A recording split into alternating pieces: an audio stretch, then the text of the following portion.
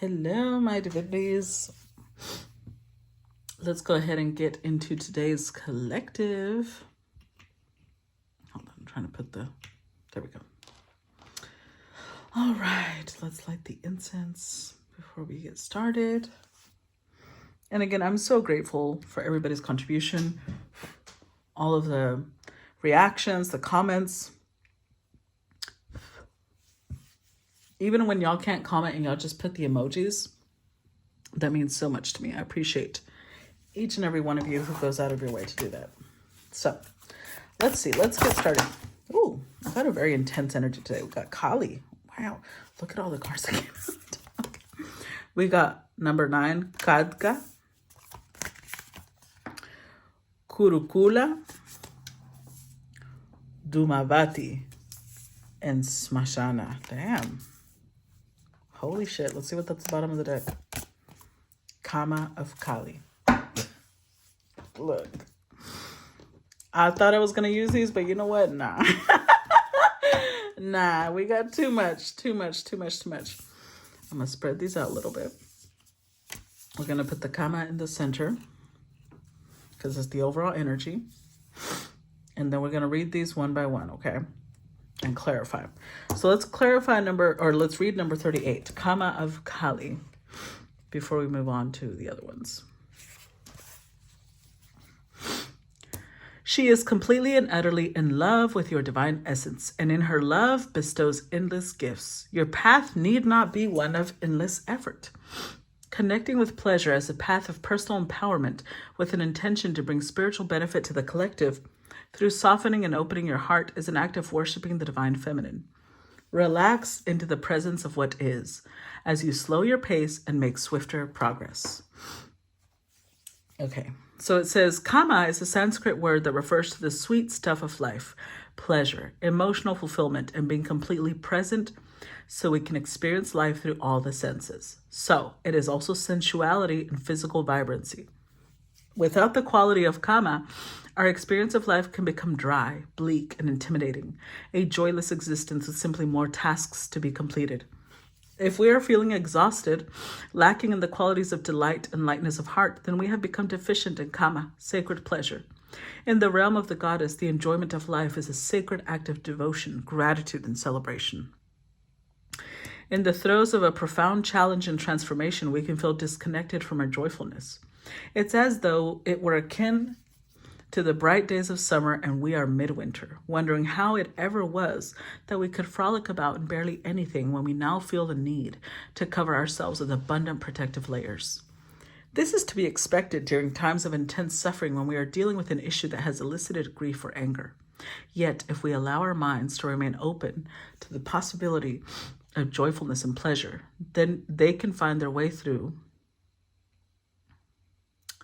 like the sun breaking through clouds to bring us comfort. The oracle can indicate not only a more pleasurable way of being as part of your future, but also an offering of pleasure now, even if you are struggling to ease the strain and make the way easier overall. Accessing pleasure requires embodiment, a connection with the senses, and the subtle nuances of feeling and beauty. Through embodiment, it is easier to receive healing. It can manifest through the uplifting scent of aromatherapy, the warmth of a shower, gratitude for a safe and comfortable place to sleep, the sumptuousness of warm clothes or a satisfying meal, the delight of playful silliness in animals, the nutty sense of humor of a beloved human, the simple appreciation for the flow of the breath, or through the openness of being that spontaneously occurs in response to an expansive vista of trees and mountains. Kama is the spiritual practice of presence that leads us into joy, even ecstasy and bliss. It is the juiciness of feeling truly alive. If we have a complicated or confused attitude towards pleasure, the natural need for it can be denied or repressed, yet it will not disappear.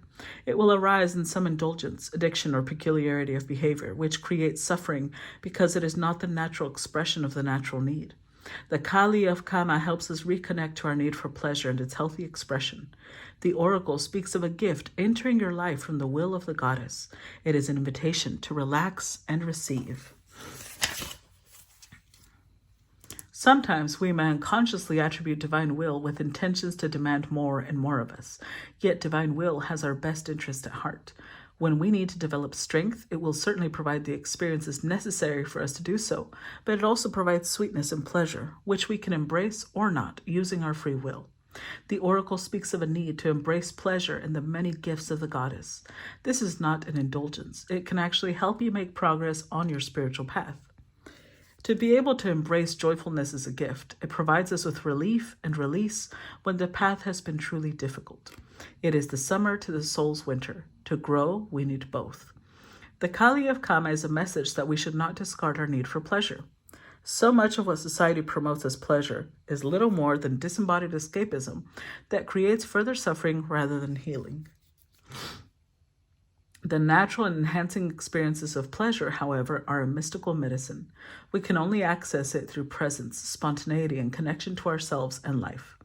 The Kama of Kali is genuinely healing. That is how we recognize sacred pleasure, through its effect. It has far-reaching positive consequences. It leads to more energy, commitment, and discipline as a natural response to the alleviation of excess pressure. This teaching is not about becoming hedonistic or pursuing pleasure at any cost, without wisdom or benefit. Instead, the oracle asks us to engage with pleasure as an act of worshiping the goddess. When divine worship is genuine, it doesn't add to the suffering of the world, but aids relief. To understand this, we can give up the notion of pleasure as selfish and begin to associate it with the sacred. The oracle brings comfort. It speaks of the forthcoming grace of pleasure in your life and your capacity to truly be with it as an act of blissful divine devotion. Love this. I love this. So, let's see. Clarify the Kama of Kali. What do we need to know about this? We've got the Seven of Swords, the Magician, the Four of Swords. Oh, with Justice. I feel like whatever it is that's coming in for you guys, for everybody, it's going to be different, right? Because we're all on different paths. We're all on different journeys. And so whatever it is that the goddess is bringing in, you know what? I'm going to use both decks at the same time. Hold on. Clarify Kama of Kali, the Seven of Water,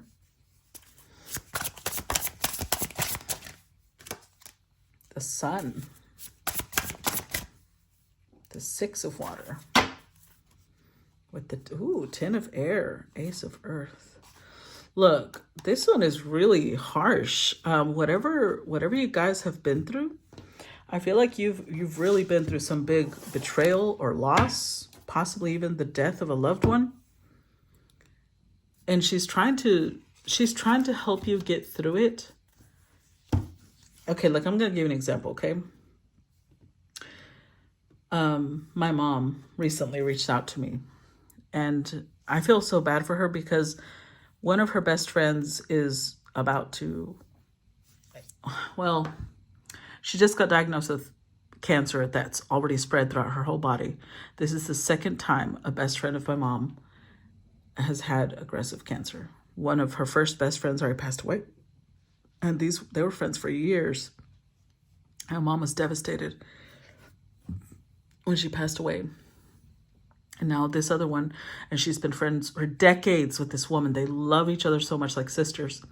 And now she has cancer. And I'm sitting here like, oh my God, Mom, I'm so sorry. Because I know there's nothing I can say that's going to make it better. Because this is the second one she loses to cancer. And she loves these people with all her heart.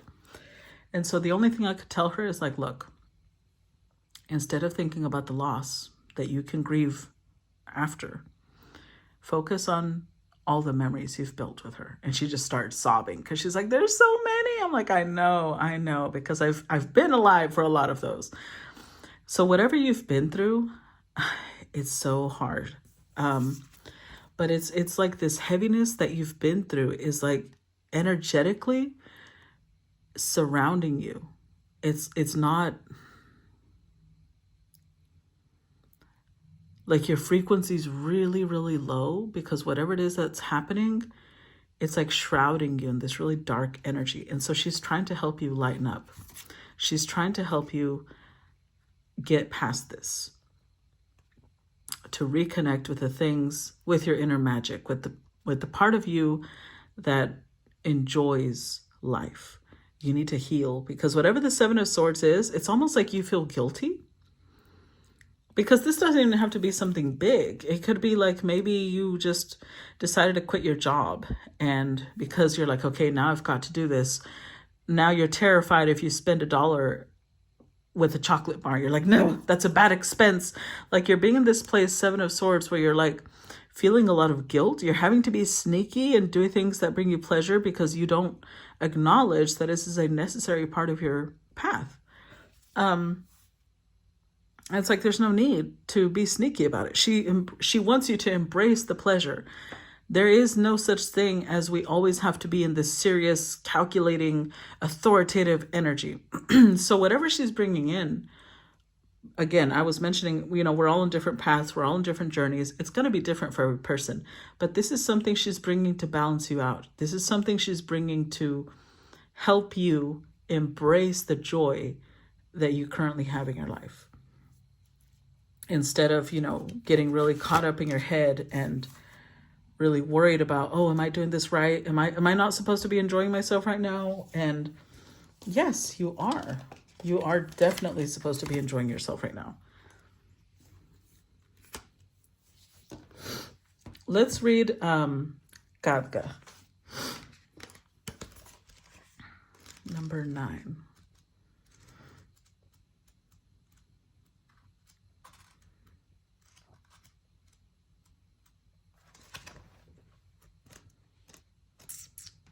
Here we go. Okay. So Gadga says she wields the holy sword of divine severance, empowering the soul in a radical letting go. She instills the courage to bear the pain of loss and the wisdom to realize the secret blessing that can only arise when we embrace change. Where our strength of will may falter, she intervenes to ensure we do not sabotage our ultimate fulfillment and spiritual progress. She will not allow our souls to be ensnared in any kind of deception or trapped in fear. She is the liberator, and her sword clears the path, revealing truth. Khadga is the Sanskrit word for sword. Devi Khadgasta, I probably said that wrong, I'm so sorry, means the divine mother who wields the sword. What is this sacred weapon? The sword severs, breaks, and destroys. It can be a symbol for truth and the need for the soul to let something or someone go, even though the attachment of the ego may demand that we remain connected out of fear of loss or fear of the pain of loss. Devi Kali's sword is the symbol of her will and her attainment. Her sword knows which attachments require severing and when and how to obtain such a release. Even when the holding on, perhaps out of fear or guilt or doubt, denies us the capacity to even consider walking away, her will prevails. Sometimes we invest in a relationship, a situation, a place, or an opportunity because we feel it is needed and beneficial, only to realize later, if at all, that we have outgrown it. Then it becomes at best something slowing down our awakening, and at worst a direct impediment to our spiritual growth. Regressive tendencies creep up on us slowly so that we don't realize how much damage is being done over time. Even if we have a sense of something is not quite right, our awareness can never be complete when we are determined to remain attached and unwilling to see any truth that threatens that attachment.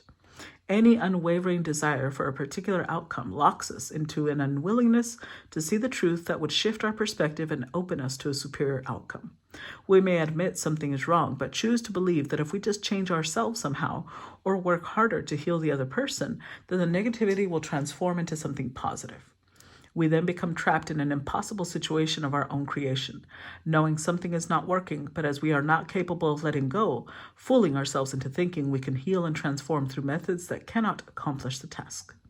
When Kali Devi's sword appears as a message, she advises that whatever we are struggling with can and should be handed over to a higher power.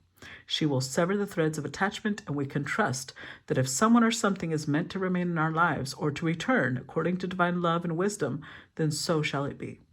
If we need to go against divine love to keep something, it will only create suffering. She will not only remove that impediment on your path, but support you, so the release brings you joy rather than endless sorrow. The Oracle of Karga denotes divine workings in a struggle you are moving through at this time. There is a predestined series of events due to occur, orchestrated at a higher level. The timing will incorporate the paths of those you have soul contracts with and the movement of the collective consciousness. For you to be at the appropriate vibration, to move in harmony with where you need to be and whom you need to interact with, certain releases have to take place now. You can trust in the doors that close just as much as in the doors that will open as a result. Ooh. Powerful. Okay.